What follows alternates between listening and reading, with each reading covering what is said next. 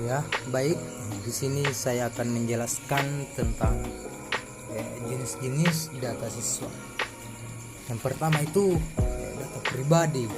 Dan termasuk data pribadi ialah di bagian A dijelaskan tentang data tentang pengenalan diri siswa. Di bagian B, data tentang latar belakang keluarga dan lingkungan sekolah. Bagian C, data tentang keadaan kesehatan dan perkembangan murid. Bagian D, data tentang kemampuan dasar. Bagian E, data tentang kemampuan khusus. Di bagian F, data tentang riwayat pendidikan dan prestasi belajar. Bagian G, data tentang kepribadian. Bagian H, kegiatan-kegiatan luar sekolah.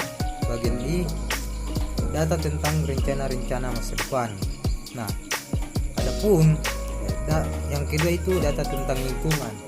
Data tentang lingkungan yaitu tentang di bagian A data tentang pendidikan, di bagian B data tentang jabatan dan pekerjaan, dan di bagian C yaitu data tentang sosial pribadi. Menurut Prajitno di tahun 2004 mengungkapkan ada 4 jenis data. Yang pertama itu data pribadi, yang kedua data kelompok, yang ketiga data umum, dan yang keempat itu data khusus. 2. Teknik pengumpulan data. Data yang dimaksud adalah diperoleh dengan menggunakan berbagai teknik dan alat pengumpulan data yang bersifat tes maupun non-tes.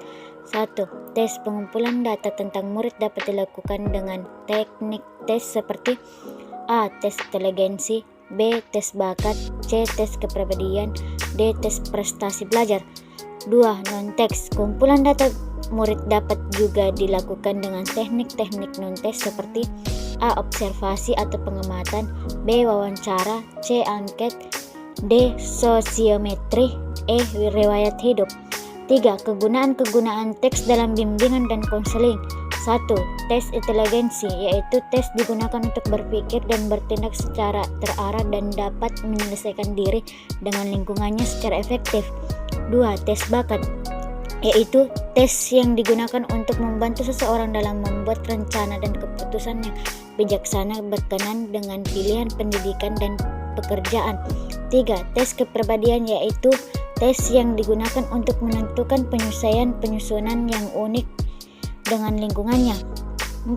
Tes prestasi belajar, yaitu tes yang digunakan untuk membuat keputusan seleksi dan klasifikasi serta menentukan keefektifan pengajaran.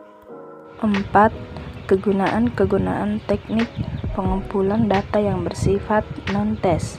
1. Observasi atau pengamatan, yaitu teknik untuk mengamati suatu keadaan atau tingkah laku.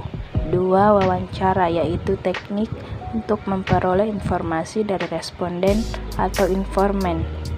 3. Angket, yaitu teknik untuk mengetahui persepsi atau kebiasaan suatu populasi berdasarkan responden. 4. Sosiometri, yaitu teknik untuk mengungkapkan hubungan sosial antara anggota di dalam kelompok. 5.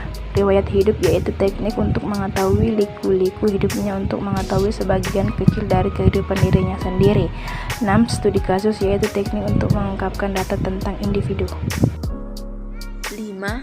Teknik penyimpanan data. Data tentang siswa dan lingkungan yang telah dikumpulkan harus dihimpun, diklasifikasikan, dan disimpan dengan cara sistematis. Penghimpunan data itu dimaksudkan untuk menghindari agar data itu tidak tercecer atau hilang. Data itu disusun sesuai dengan klasifikasi atau jenisnya masing-masing.